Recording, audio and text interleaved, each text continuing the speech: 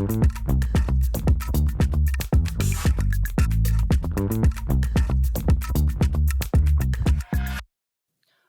to the Automation and Self-Service Podcast. I'm Sandra Carpenter, editor of Vending Times and Kiosk Marketplace. Today, I'm really excited to be joined by Dale Laszig, a longtime payments industry journalist and content creator who's been following the evolution of vending and self-service technology for years. We'll be talking about how classic vending meets modern innovation and where AI is taking the industry. So thank you, Dale, for joining us today. Thank you, Sandra. It's a pleasure to be here. Yeah, I've been looking forward to this conversation. So before we jump into vending, I'm just really curious to know, like you've been writing about vending and self-service for a while. So I'd love to just start with your story. How did you get into the industry and kind of what's kept you hooked? Oh, my goodness. I got into the industry like a lot of my colleagues. I just kind of fell into it. I guess in the early 90s, I answered a classified ad and I became part of a team of one of the earliest ISOs. And at the time, the great big push was to get merchants off of paper and onto electronic transactions. Incredible. So is that something that whenever you started, you found, was that already in your industry or was it kind of a leap for you? It was a leap. Okay. How was that? I loved it. I joined a team and I was offered a chance to either sell the technology or go around and train people and install systems, which were very basic at the time. And I decided to begin my journey as an installer because I figured I already knew how to sell, but I really wanted to understand the technology from the inside out. And I've always been very grateful that I made that decision because Incredible. I just learned so much about how it works and I followed the evolution of machines. Yeah, it's so speaking of the evolution of machines, you talk a lot in your blog piece that's also going to be published on Vending Times about how like classic meets modern in vending. And so I'm Yes. wondering if you could talk a little bit about that. And then what do you think operators can learn from like the nostalgia factor of traditional vending? Oh, what a great question. So when I think about vending and it excites me because for a long time in the early days of payments, vending was kind of a stepchild. It was the lonely little machine that was on the 18th floor of a hotel and, would be your only friend at 1 o'clock in the morning if you were thirsty or if you needed a snack. And then you had to make that, that transaction using coins. And there was always that awkward moment where you wondered if it was really going to go through and if you were going to get your Diet Coke or your candy bar. And the kitchen was closed, and that was your only option. And what a long, long way we've come since those days.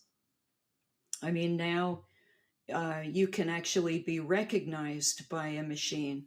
That's wild. Yeah. So, in terms of like how we can push towards more of the modern methods, what are some of the things that you find to be like the most surprising that you've seen? I think the ability for a machine to recognize me either by biometrics or my phone number or any number of things, and or even by my credit card. For the machine to suddenly just wake up and say, "Welcome back. Here's what you bought last time. Here are your recommendations. How would you like to add to this order?" And instead of being transactional, it becomes more of a conversation. And it's just so dynamic and it's happening in real time. And I recently had the opportunity to interview two executives at Worldline, Klaus Gaina, who's the head of vertical vending and adjacent markets at Worldline, and Pierre Villon, the mobility and self-service marketing manager at Worldline. And they were helping me track that history of vending going all the way back to early days and taking us to where we are now, where we have these intelligent, agile, interactive machines that are nothing like the early ones. But I think, like a lot of people, I really have a nostalgia for the classic Coke machine and some of the other iconic machines that were always around. They're in the movies. They have wonderful round curves and they look like they almost look huggable. And it's really exciting for me to see the marriage of those early form factors with, the robust kind of brains that they have today.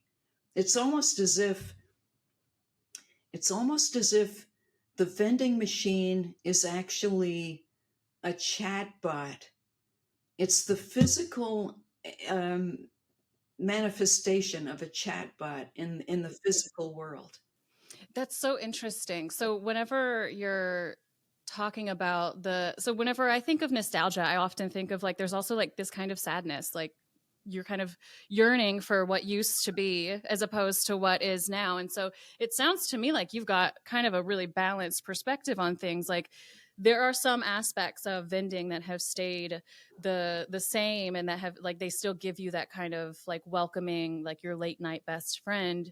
But it's also like you said, becoming like almost a chatbot in itself. Do you have like any examples of a vending machine that you've encountered or that you've talked about on your own podcast that like really do a good job of being conversational or highlight that technology?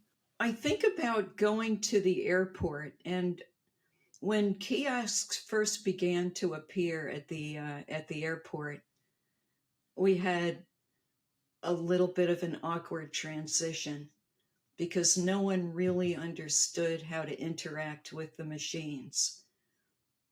But I think this is going back about 10 years now. But now when I go into the airport, it's a very different experience. I can walk up to a machine and the machine will recognize me by my face, and this is at a newsstand recently where I walked up and I was recognized, and I was able to very quickly interact with the machine, put in my order, and actually even a card on file, which was astonishing to me. I didn't even have to reach into my bag, which would have been a hassle because I was pulling a suitcase and it was just so seamless and beautiful, and I just felt seen and heard, and I loved it.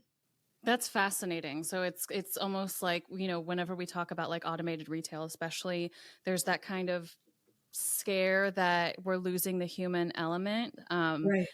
But they were the machine itself was able to pull up all of that information just based on your face. So there's something I think to be said there about like technology and the humanity of the interaction itself. Absolutely. And when you bring up humanity, I think that you can actually say there are kiosks out there, even here in my community, that are saving lives, because they. I saw one recently that was installed in the neighborhood, and if somebody needs to get naloxone very quickly, because they're seeing someone who's been exposed to opioids and they're having some kind of an overdose, you can just run to the kiosk and get that and save that person's life. So, I mean, it's more than just, a happy experience. It's actually on the front lines, and really very necessary because we're dealing with staffing shortages and a 24/7 type economy, and we're all in this on demand kind of venue where I want what I want when I want it, and there's the kiosk ready to serve. Never needs a break, never needs a vacation. Can be remotely managed at this point, which was another really big one.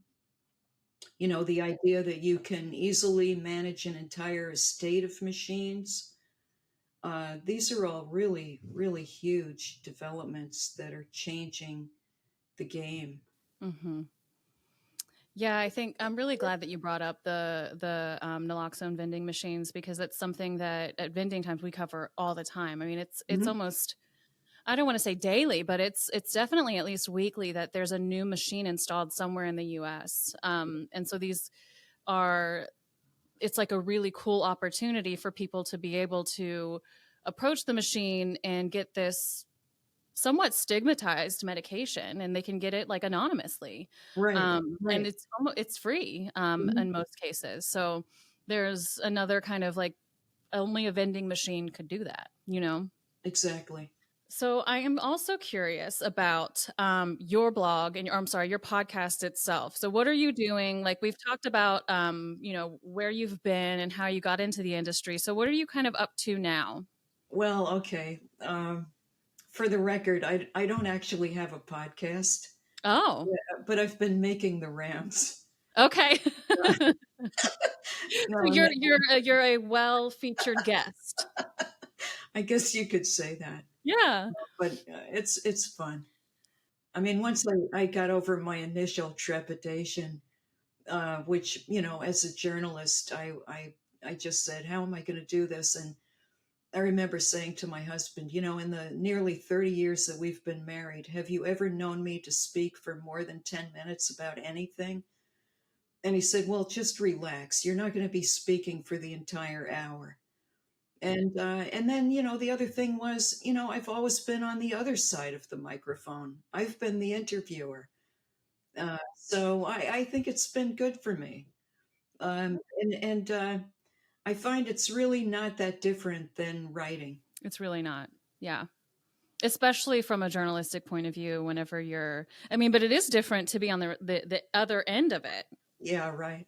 Yeah. I haven't had a lot of experience with that myself. So what's that been like for you, especially as a journalist? It gives me a lot more compassion for the people I interview. That makes a lot of sense. Yeah. Yeah. It is. It's tricky. It's tricky on both ends, isn't it? It is. Yeah. So you touched on this just a little bit, and I'm curious to know because you were talking about like our changing lifestyle and how we expect everything to be on demand. And I'm wondering if you think that there are like changing work and lifestyle patterns, like hybrid offices or 24-hour like college campuses and stuff. How do you think that that's shaping product placement and how we're able to access things? What are some things that you've noticed? What I've noticed is that kiosks are popping up in places where I least expected to find them, like a cafeteria or an office, and they're fairly sophisticated. It's the type of kiosk that you could walk up to and you could order an entire lunch with a beverage and a 3-course meal and a dessert. And it's really amazing to me to see it popping up everywhere. And I see it outdoors, which is amazing because you have environmental elements that have to be brought into consideration, and I see it in the office.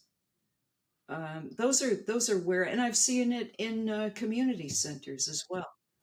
Yeah, I think one of the things that I've noticed in the short period of time that I've been in the industry Mhm. is just the breadth of things that are being offered now. And like we were just talking about, overdose medication that's being Right. offered, and there's I think some of the public health ones they have like gun locks and there's just a huge amount of stuff, like from Barbies to Pokemons to snacks to like hot meals that are Hmm. being offered in these automated machines. It's almost like the possibilities are kind of endless. It's an interesting time. I agree. I really enjoyed that recent interview that you had with the Gongcha executive. And she was speaking about how they have engineered a kiosk that appeals to Gen Z. And that's another thing that stood out to me, just how you could have that generational type of influence. It's so much more than I would have expected from a box. It surprised her too. I think that that's one of my favorite things to talk about is like how surprising it is that, there's always this fear that, automated retail or technology is going to come in and eliminate like the human element of, interacting with like your cashier or something like that. But the way that they talked about it was like, no, these these kids, yeah. These teenagers are working with this kiosk and they're actually having this kind of bonding moment because of the kiosk, as opposed to being kind of in this silo and like isolated because of it. It's really cool how people are interacting with it. So I have one last question for Oh, you. okay. It's a little bit cheesy. If you had to sum up the vending industry's next 5 years in one word or a phrase, what would it be and why? I would say it would be customer centric because there's no better example of having the customer at the center of the experience and being able to direct, initiate, control the entire transaction and to have that conversation and maybe even initiate that conversation before they even get to the kiosk. They could initiate it on their phone and then they could complete it when they get to the kiosk. So I think customer centric really says it all. Absolutely. Absolutely. They're leading the way, aren't they? They sure are. Well, thank you so much, Dale. This has really been a pleasure. I'm so glad that we got to chat. I look forward to working with you in the future, keeping an eye on where you pop up. And I appreciate you joining me today. Thank you so much, Sandra. Of course. And that'll be it for today's episode of the Automation and Self Service Podcast. Thank you for listening, and be sure to hit like and subscribe below.